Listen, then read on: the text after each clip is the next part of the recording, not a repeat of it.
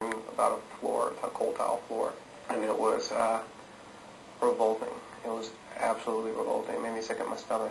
And then what hit me was the night before there had been some kind of bombing in Basra, and Al Jazeera had shown images of the people, and they were. Now, it's interesting to me because throughout my experience of training in the military, in the Army especially, I was regularly bombarded by images of battlefields, warfare. In fact, there are several installations, like facilities, that are dedicated to people, and more than likely they're dedicated to people who have died in battle, died in combat. So, it's weird that you're using a facility that's dedicated to somebody who died bravely.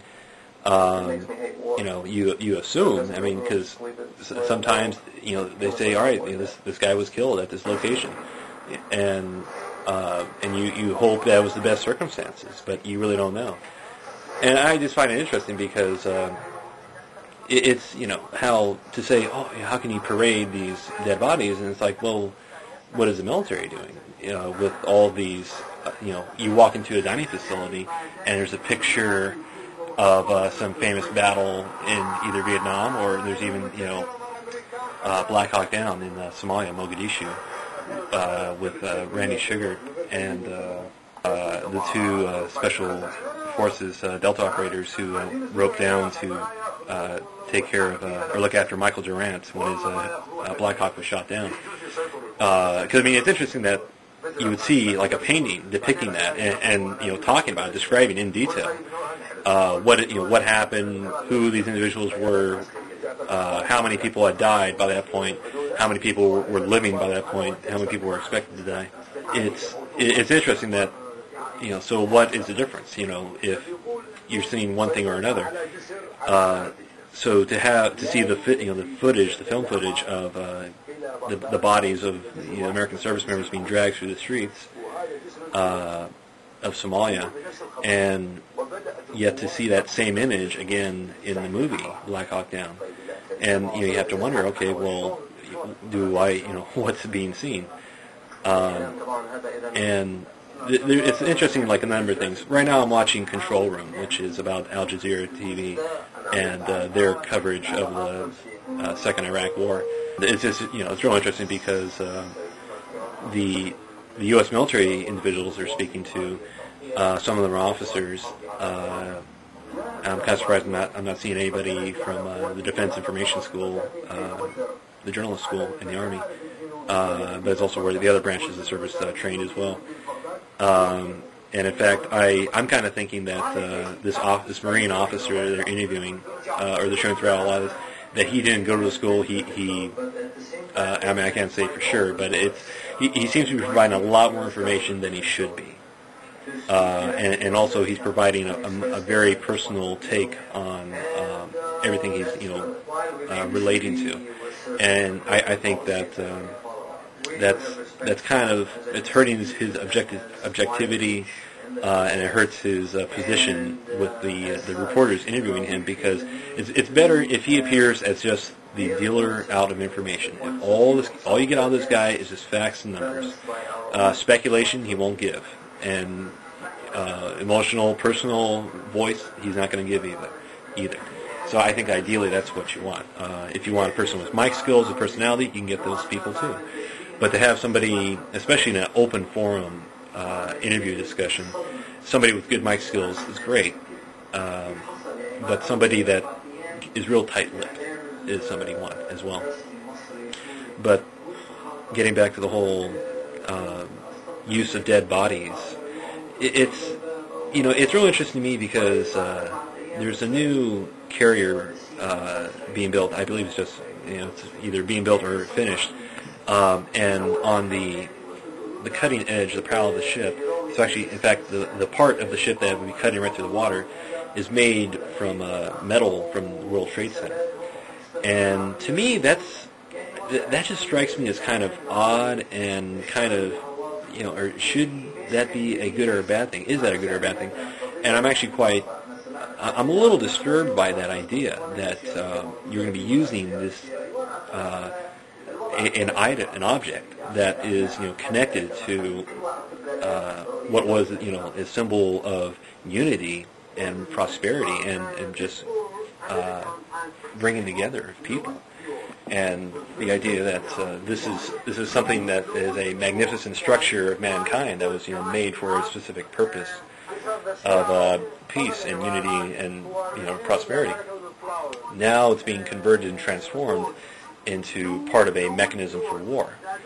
To me, that's just, you got to be real careful about that, in my opinion. And I think that what this Marine officer just said, earlier about not liking to see dead bodies. I don't like the idea of a carrier with part of the World Trade Center in it because, well, what message are you trying to convey with that carrier? What is important? What if that carrier was struck first? In a some sort of sneak attack or sunk? What does that mean then? Ultimately, what it comes back to is that names, numbers, people, bodies, objects, whatever, they mean nothing in the grand scheme of things. It's all your own personal, emotional interpretation and attachment to that item, to that object. And really, that's an assumption you can operate on and work with. And then you try to understand and ascertain. So what am I seeing? What and what impact is what I'm seeing, or this object, or this item, or this name, or this person, or whatever? What impact is it going to have on an audience of some sort? To me, that's part of being a journalist, is that you have to think about, okay, what's the impact, and based off of that, assumed impact of what sort of audience, that's where you generate your questions, because people want answers. Everybody wants answers. And if the images you show, are they going to generate questions, or are they going to generate a response?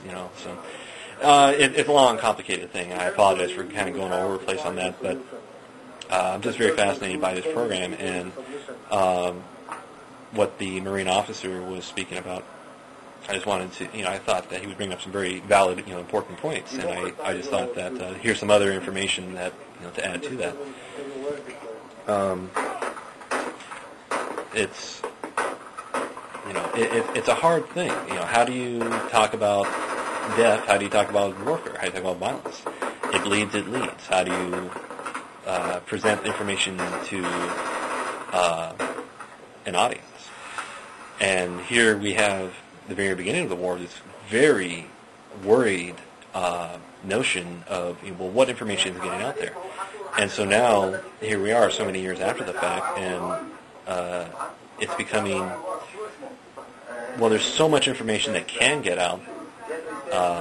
What can we do, or what can be done to control information, or what effect is that information going to have?